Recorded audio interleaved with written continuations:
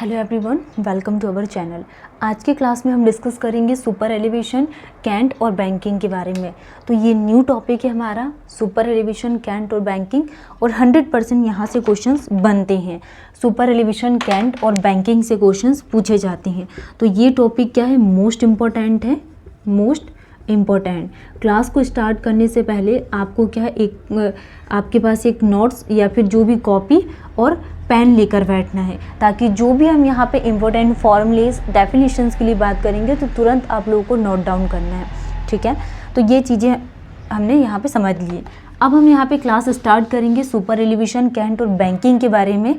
कभी कभी आप जैसे कि सब इंजीनियर का एग्ज़ाम अटैम्प्ट करते हो या फिर आपके एसएससी जेईई के एग्ज़ाम में खासकर ऐसे क्वेश्चंस पूछे जाते हैं कि super elevation is also known as cant banking.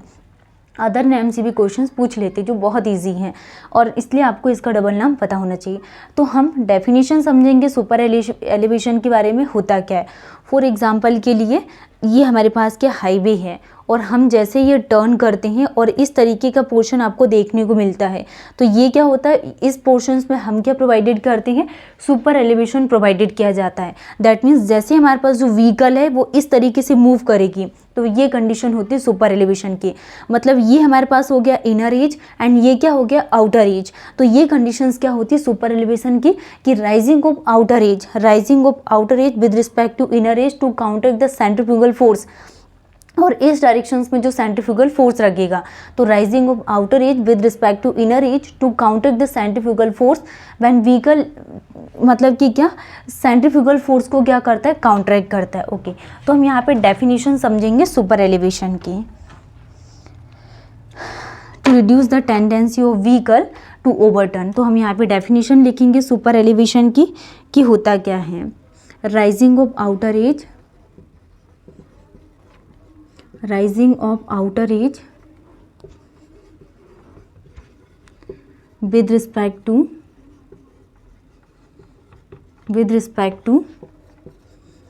inner edge to counteract the centrifugal force, ये सेंट्रीफ्यूगल फोर्स को काउंटरैक्ट करना and to reduce the tendency of vehicle to overturn. तो ये डेफिनेशंस क्या कहलाती है सुपर एलिवेशन, कैंट और banking की, कि rising of outer edge with respect to inner edge to counteract the centrifugal force and to reduce the tendency of vehicle to overturn. हम यहाँ पे डायग्राम के थ्रू समझेंगे सुपर एलिवेशन, कैंट और banking का। फॉर एग्जाम्पल के लिए ये हमारे पास इनर एज और ये हो गई आउटर एज। ये हमने यहाँ पे क्या, एक क्रॉस सेक्शन को ड्रॉ किया। ठीक, ये कोई हमारे पास क्या हो गई, व्हीकल हो गई। ये इस डायरेक्शंस में ऐसे फोर्स लगाएगी, और ये क्या हो गया हमारे पास P, और ये क्या हो गया कि कोई क्रॉस सेक्शन, ये क्या है इनर एज, और ये आउटर एज। तो क्या डेफिनेशंस होगी कि rising of outer edge with respect to inner edge to counteract the centrifugal force and to reduce the tendency of vehicle to overturn. तो इस कंडीशंस को क्या बोला जाता है, सुपर एलिवेशन, कैंट और बैंकिंग बोला जाता है। नेक्स्ट हम यहाँ पे इसके फॉर्मूलेस के लिए बात करेंगे। तो बहुत इंपॉर्टेंट डेफिनेशंस है और जनरली एग्जाम में पूछे जाते हैं। हम यहाँ पे फॉर्मूले के लिए बात करें, जैसा कि maximum super elevation equal to कितना होता है 0.07 एंड लेटरल फ्रिक्शन कितना होता है 0.15। ठीक है, तो हम यहाँ पे फॉर्मूला समझेंगे कि E plus F equal to V square divided by क्या होता है GR। E plus F equal to V square divided by GR when V is given in meter पर second and R is given in meter and G is given in meter पर second square. तो G किस में given है, meter पर second square में, and V meter पर second में, और R is given in meter. तो E plus F equal to V square divided by GR। Okay, तो अगर हम यहाँ पे V को किलोमीटर पर आवर्स में बात करेंगे तो 0.278 V, ये क्या आ जाएगा 0.278 V स्क्वायर। तो E plus F equal to 0.278 V square divided by क्या आ जाएगा, जी आर। तो ये क्या हो गया यहाँ पे सुपर एलिवेशन एंड फ्रिक्शन के लिए। तो E plus F equal to V square divided by 127 into R. तो ये क्या हो गया, मीटर किलोमीटर पर आवर में, और आर किस में हो गया, मीटर में। तो E plus F equal to V square divided by 127 into are.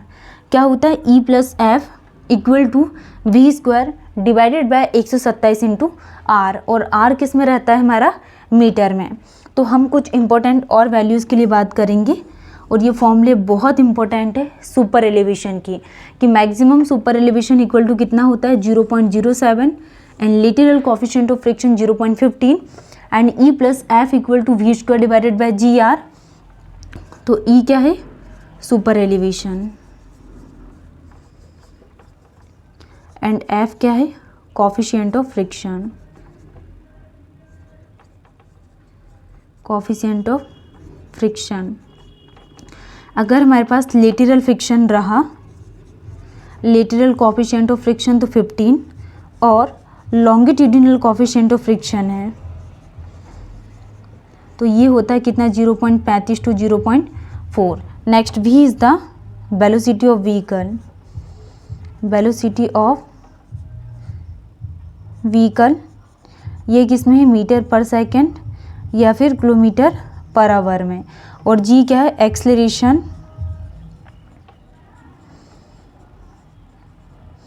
Due to gravity, and R क्या है, रेडियस, रेडियस ऑफ कर्व, वो भी किस में रहेगी, मीटर में रहती, radius of curve in meter. तो ये कुछ वैल्यूज़ है जो आपको ध्यान रखना है। E is directly proportional to V square, and E is inversely proportional to 1/r, और E is inversely proportional to R और directly proportional to V square. ठीक है, एफ के लिए बात करें तो F is directly proportional to V square, and F is inversely proportional to 1/r। तो कभी कभी ये वैल्यूज़ पूछ लेते हैं कि सुपर एलिवेशन की इंक्रीज़ होने से वेलोसिटी ऑफ व्हीकल क्या होती है, बढ़ती है। अगर सुपर एलिवेशन की वैल्यू इंक्रीज़ हो रही है तो जो रेडियस ऑफ कर्व है वो क्या होगा, डिक्रीज़ होगा। फ्रिक्शन के इंक्रीज होने से वेलोसिटी क्या होती है, बढ़ती है, और फ्रिक्शन अगर हमारे पास बढ़ रहा है तो जो रेडियस है ये क्या होगा, डिक्रीज होगा। तो ये कुछ कंडीशंस हैं एंड डेफिनेशंस है जो हमने यहाँ पे सुपर एलिवेशन के बारे में बात की है। सबसे फर्स्ट नंबर पे सुपर एलिवेशन को कैंट बैंकिंग बोला जाता है, and definitions, rising of outer edge with respect to inner edge. क्यों, ताकि हम इसके सेंट्रीफ्यूगल फोर्स को काउंटर बैलेंस कर लें, और जो टेंडेंसी ऑफ व्हीकल, मतलब व्हीकल जो ओवरटर्न करेगी, इसको रिड्यूस कर सकें। तो maximum super elevation 0.07 and lateral coefficient of friction 0.15। तो मीटर पर सेकेंड में E plus F equal to V square divided by G R, and E plus F equal to V square divided by 127 into R. ये हमने यहाँ पे कुछ important values थी जिसके बारे में बात की है। नेक्स्ट हम डिस्कस करने वाले हैं कि इक्विलिब्रियम सुपर एलिवेशन क्या होता है। Equilibrium super elevation,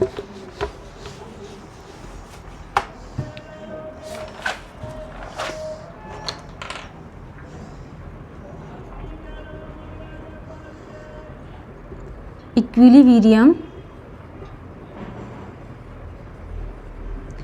super elevation. Equilibrium super elevation की डेफिनेशंस क्या होती है। इक्विलिब्रियम सुपर एलिवेशन में क्या होता है, F lateral coefficient of friction equal to 0। तो जो लेटरल फ्रिक्शन रहता है ये इक्वल टू कितना होता है, 0 होता है। इक्विलिब्रियम सुपर एलिवेशन में F lateral equal to 0, lateral friction कितना होता है, 0 होता है। ठीक है, ये आपको ध्यान रखना है सुपर एलिवेशन, कैंट और बैंकिंग में। नेक्स्ट हम यहाँ पे डिस्कस करेंगे इन case of node point,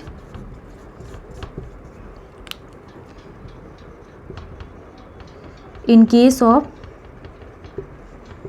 equilibrium super elevation, super elevation calculation, if value of equilibrium calculated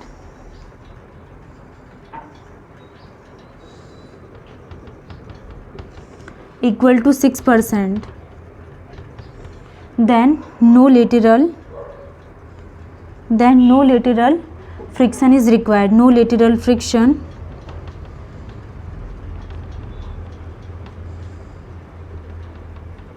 is required. But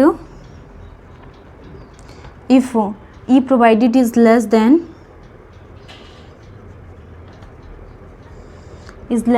E equilibrium,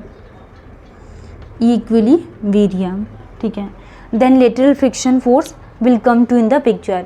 तो ये इक्विलिब्रियम सुपर एलिवेशन के लिए बात की कि lateral friction equal to 0, and जो in case of equilibrium super elevation calculation if value of E equilibrium calculated equal to 6%, then no lateral friction is required. ये आपको ध्यान रखना है कि E provided is less than E equilibrium होगा. ये हमने सुपर एलिवेशन, कैंट और बैंकिंग के लिए बात की. नेक्स्ट हम यहाँ पे कुछ इसके इंपॉर्टेंट फॉर्मूलेस के लिए बात करेंगे कि अगर हमारे पास प्लेन कंडीशन है, इसके लिए हम यहाँ पे कितनी वैल्यूज़ को प्रोवाइडेड करते हैं. नेक्स्ट, प्लेन और रोलिंग के कंडीशंस के लिए कितनी वैल्यू प्रोवाइडेड किया जाता है. तो आज के टॉपिक को हम एक दो क्वेश्चंस और देख लेते हैं. नेक्स्ट हम डिस्कस करने वाले हैं क्वेश्चंस प्रैक्टिस के बारे में. फॉर एग्जांपल के लिए ये हमारे पास क्वेश्चन है, ये एसएससी जेईई 2019 में पूछा हुआ क्वेश्चन है कि calculate the safe stopping side distance. हमें क्या कैलकुलेट करना है, सेफ स्टॉपिंग साइड डिस्टेंस को कैलकुलेट करना है for a design speed of, और डिज़ाइन स्पीड कितनी दी हुई है 60 km/h फॉर 2-वे ट्रैफिक. वो भी किसके लिए, two way traffic on a single lane road. Two way traffic on a single lane road. The reaction time of driver, और रिएक्शन टाइम ऑफ ड्राइवर कितना दिया हुआ है, 2.5 सेकेंड का दिया हुआ है. अब हमें क्या कैलकुलेट करना है, यहाँ पे सबसे फर्स्ट नंबर पे स्टॉपिंग साइड डिस्टेंस को कैलकुलेट करना है, एंड देन उसके बाद हमें सिंगल लेन 2-वे ट्रैफिक के लिए वैल्यूज़ को फाइंड आउट करना है. ये आपका एसएससी जेईई 2019 में पूछा हुआ क्वेश्चंस है. तो इसको कैसे सॉल्व करेंगे, सॉल्यूशन. फर्स्ट हमें क्या दिया हुआ है, डिज़ाइन स्पीड. तो v कितनी दी हुई है, 60 km/h, 60 km/h स्पीड.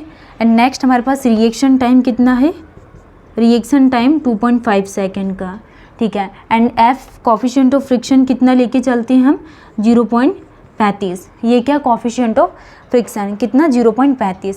नेक्स्ट हम बात करने वाले हैं कि stopping side distance. SSD equal to 0.278 v into TR plus v square divided by 254F. तो ये क्या आ जाएगा, 254F. 0.278 v into TR plus v square divided by 254F, ठीक है. तो इसमें हम यहाँ पे कैसे वैल्यूज़ फाइंड आउट करेंगे. SSD इक्वल टू 0.278 v कितना दिया हुआ है 60 इंटू TR 2.5 प्लस v कितना दिया हुआ है 60 into 60 divided by 254 into F 0.35. अब हम इसको कैसे कैलकुलेट करेंगे,